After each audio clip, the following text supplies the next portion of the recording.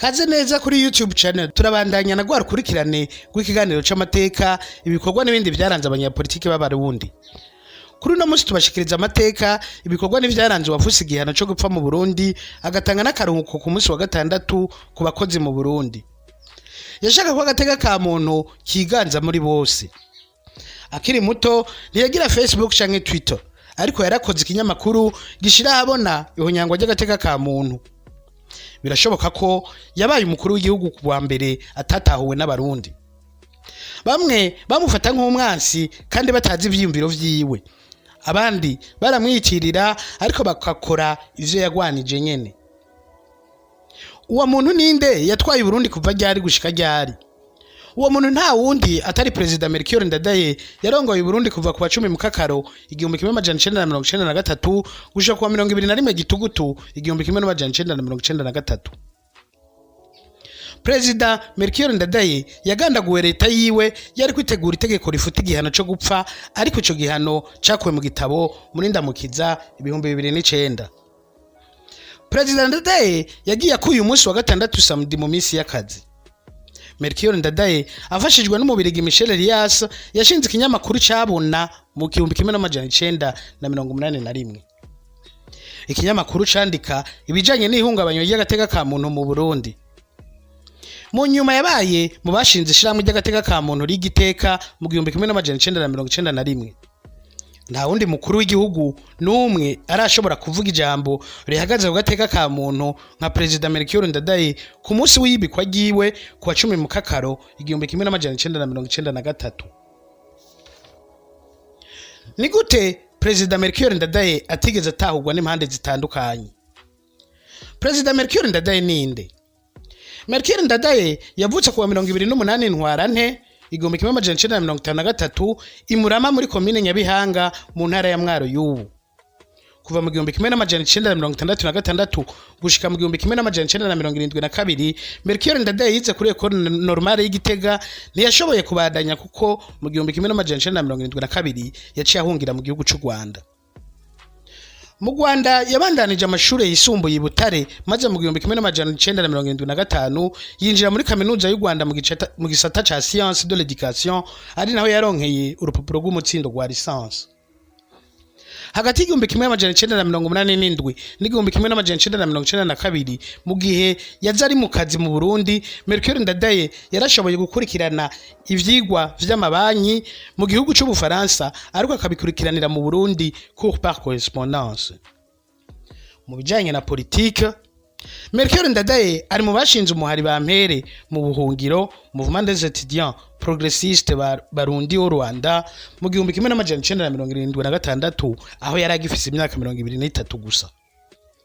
Muri myandagaro 1979 Melchior Ndadaye ari mu bashinze umugambwe UBU Parti des Travailleurs du Burundi, umugambwe wagendera ku vyiyumviro vya Marxisme Leninisme amatwara yarakomeye muri leta zunze ubumwe z'abasoviete IRSS nabo bicuditse.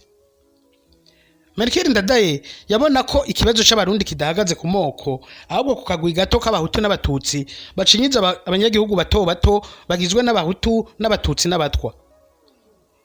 Kuba yari mu Rwanda wari mu ntwaro ya General Major Habyarimana, intwaro yitwa iy'abahutu, byamuhaye kubona ko atayo ntwaro yari itandukaniye n'intwaro yo mu Burundi yari yitwa iy'abatutsi. Melchior Ndadaye ntiyabona ibintu cyo kimwe na Paripehutu, ntiyarashigikiye urugamba rw'umuheto. Mu 1983 Melchior Ndadaye na bagenzi we Sylvestre Ntibantunganya na Cyprien Ntaryamira baratahutse mu Burundi maze bavavanura n'umugambwe UBU wabona ko guhataragera gutaha. Mu 1986 Melchior Ndadaye na bagenzi we bashinze mu kinyegero umugambwe Frodebu Front pour la Démocratie au Burundi aho Majoro Buyoya atembagarije ubutegetsi bwa President Bagaza. Melchior Ndadaye na bagenzi we baragenywe mu nzego zitandukanye z'umugambwe Iprona, gutyo bakabaho ku murango ari abaporona mwijoro bigisha Frodebu. Melchior Ndadaye yari umukuru wa ITB mu ntara ya Gitega.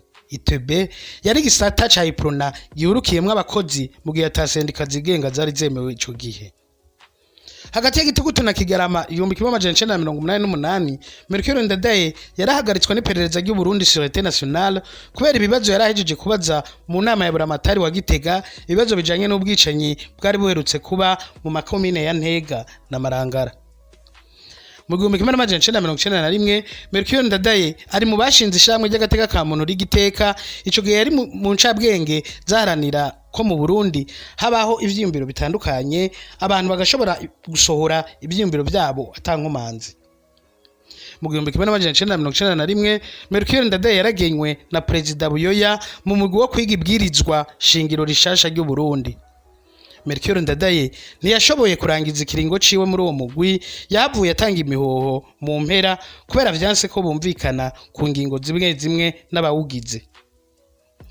Iryo bwirizwa shingiro we yabona ko ari iryo Perezida Buyoya yishiriyeho. Ibintu birahinduka, iryo bwirizwa shingiro nyene niryo Perezida Ndadaye havuye arongorera ku igihugu. Aho yemererewe imigambwe myinshi mu 1992 umugambwe Sawanya-Frodebu waremerewe gukora ku mugaragaro icese. Kwa 18 ndamukizi 1993 Melchior Ndadaye yaratowe n'umugambwe wiwe ngo awuserukire mu matora y'umukuru w'igihugu. Kuwa mbere ruheshi 1993 Melchior Ndadaye niwe yatahukanye intsinzi mu matora y'umukuru w'igihugu ku majwi 68 n'ibice 79 kwijana, mu gihe Perezida Buyoya wa Iprona yaronse 32 n'ibice 47 kwijana, nayo Pierre Claver Sendegeya wa PRP yaronse 1 n'ibice 44 kwijana. Kwa 10 Mukakara 1993 Melchior Ndadaye yabaye umukuru w'igihugu wa mbere atowe mu Burundi mu matora ari ihaganwa koko rya demokrasi. Perezida Ndadaye yashinze leta ihurukiyemwo abahutu n'abatutsi kugera ku rugero rwa 60 kwijana na 40 kwijana, kandi atategeko na rimwe ryabimutegeka.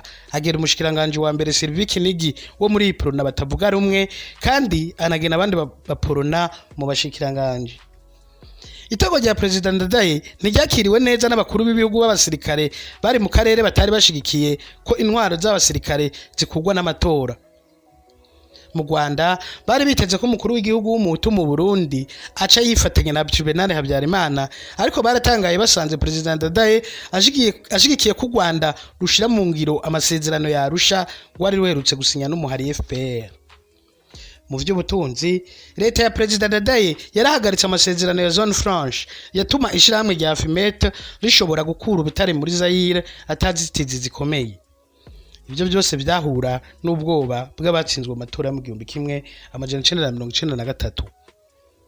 Kuwa 21 Gitugutu 1993 Perezida Melchior Ndadaye yaragandaguwe n'umugwi w'abasirikare bari bateguye gutembagaza ubutegetsi, igihugu kica kicinjira mu vyago ubutegetsi n'ubu kitarasohokamwo.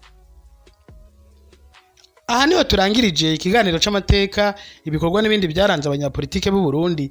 Tubasaba kutubwira ico mwakuye muri iyi nkuru muri comment, ariyo commentaire, mu kugira like ariyo j'aime, no mu kuyisangiza abandi mu kugira partage ariyo share. Naho ubutaha.